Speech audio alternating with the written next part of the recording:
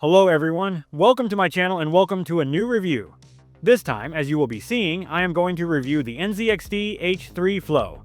The new one, the one he released a few weeks ago, the 2025. I'm basically going to do a quick unboxing and my first impressions. Still, as you can see, I haven't opened the box. Nothing. So the cabinet is in here and I still don't know what I'm going to find. Well, let's open the box to see what we find.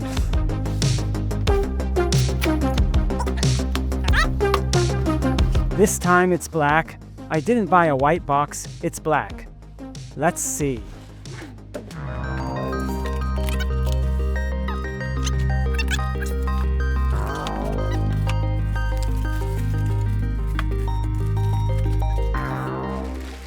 The manual.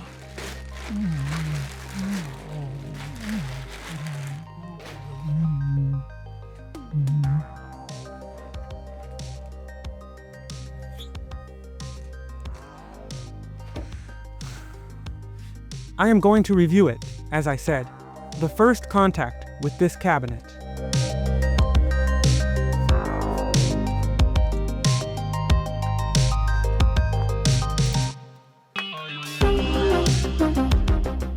I like it. I like it. Maybe don't worry, you will see it in depth. So next I'm going to leave you, before starting with the review itself, with the technical data, some images, some plans so you can see the detail and the finishes of this nzxt H3 Flow.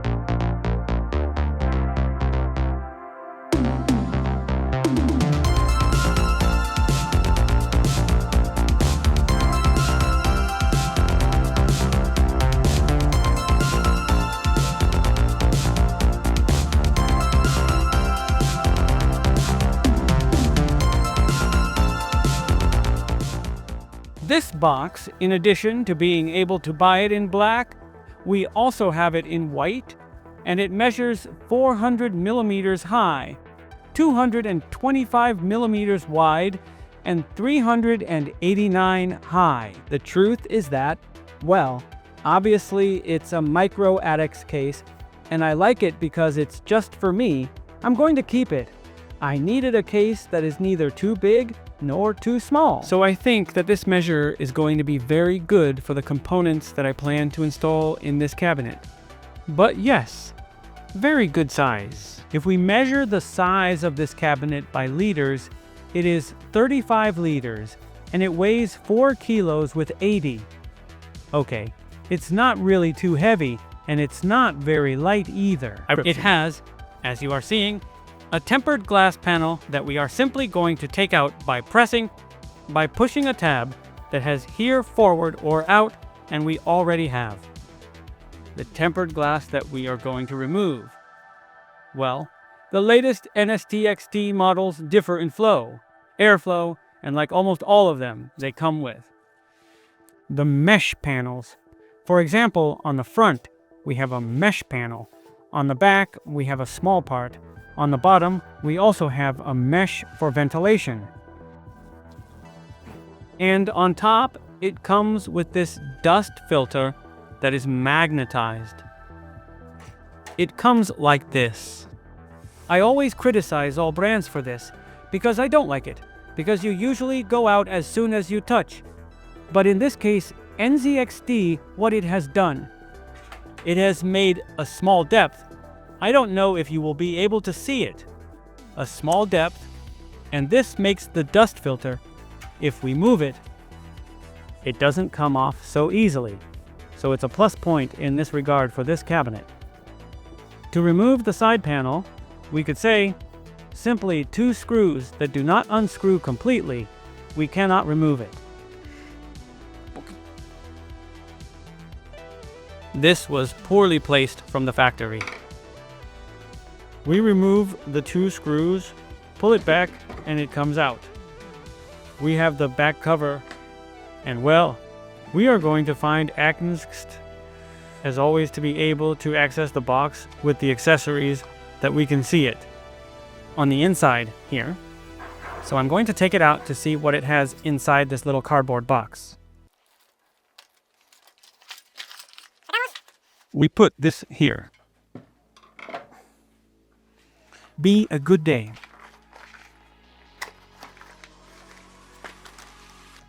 Okay, it comes with a strip with different sizes of screws for everything. For fans, for power supplies, for the motherboard, for everything, and it also comes with some adapters. Also some longer screws for the radiators and some flanges or seals. Black, quite small, that will come in handy very well. So we keep this and the manual, as I showed you at the beginning, which comes at the bottom of the cabinet. Well, the H3 Flow features a single pre-installed 120mm RGB, non-RGB black fan on the rear. It comes with only one, neither on the front nor on the top. They come with fans. Also, as I mentioned, it is a micro ADX case with which we can install micro ADX and ITX motherboards or motherboards. Of the two formats, I can install ADX. It is not compatible because it does not fit. So only those two formats, micro ADX and EATEX. Something also positive is that to disassemble the panels, you do not need a tool, except for the stubner for the two screws that are on the back. But the truth is that it is not necessary at all, so we are going to remove the last panel that we have left, which is the front, and as in any box, this part is taken out of there below, or if not better. From here, on the inside, we're going to pull forward and that's it. There we have the mesh panel that also acts as a dust filter. Or rather, it is already a dust filter. Look at this. Look at the size of the holes. I don't know if you will be able to appreciate it with the camera, but it is exactly the same size of the spots or holes of the dust filter, higher than that of the front plate of the front panel. So it is a very good idea to also save on the budget so that the box is more economical directly. The meshing, as I have been saying for a while, but now I confirm it, it acts as a dust filter. Well, and removed all the panels, the cabinet fits you in the way that I'm going to show you now in the images below.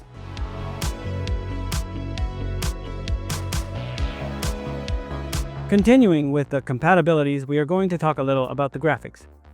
On the website and in the manual, it says that it supports graphics, that it is prepared for graphics of Series 5000 or Series 50. It is true, but they are not like that. Now, I'm going to tell you why they're not like this. They, in one image, show a 5900 or 5800 model, but of the Founder Edition, the size is shorter. But if you want to put a 5080 like this, a Gigabyte MSI, well, from the rest of the brands, other than NVIDIA, Founder Edition, it's not going to fit, but not crazy, okay? So, Series 50, yes. But Founder Edition, or at least, I also clarify, with a double fan. In other words, if it is with 3 fans, as it is this, and as the vast majority is, they will not enter. But if it is a double fan, it will enter, or except for the old graphics, a little older, which are 3 fans, and are not as beastly as the latest graphics cards, they will enter. I want to clarify it because I say that it is compatible with 5080, 5090, and you buy it thinking that your Gigabyte 5090 is going to fit, and you realize that it does not fit. But in addition to that, I'm going to tell you the maximum measurements, and depending on what you have installed. Also, that graphics card size is going to vary a little, and for that, I'm going to read it to you. They say, let's see, it measures a maximum of 377 millimeters in total. That is if it does not include fans or a radiator on the front. With fans, it reduces that maximum to 352 millimeters. And if you include the radiator and the fans, that drops to 317 centimeters. This is very important for you to keep in mind. Let's now also move on to something very important, which is cooling and compatibility with fans and radiators. At the top, it will admit up to 2 fans of 120 or 2 fans of 140 millimeters. On the front, also the same. 2 fans of 120 millimeters, or 2 fans of 140 millimeters. Also on the inside, down here, the lower inner part, only 2 fans of 120 millimeters, and of course, in the back up to a fan of 120 millimeters. And now let's move on to radiators. At the top, it supports up to 240 millimeter radiators, and at the front, radiators up to 280 millimeters, and at the rear, only or up to 120 millimeters, and at the bottom, down there, internal, it does not admit any type of radiator. Storage discs. Well, for the discs, we have to remove the back cover.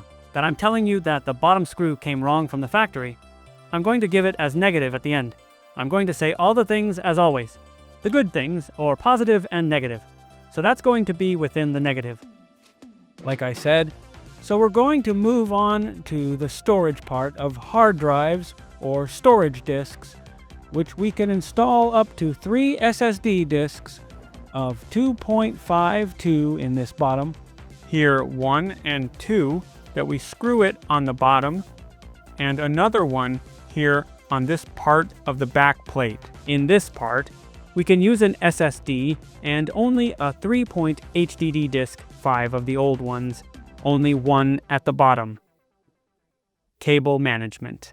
Something that surprised me a bit because of the size and that it includes it is that we can install the motherboards that come with the connectors on the back of the board. And that's why, since I don't have any of that plate, I just ordered one to try it out and see how it looks.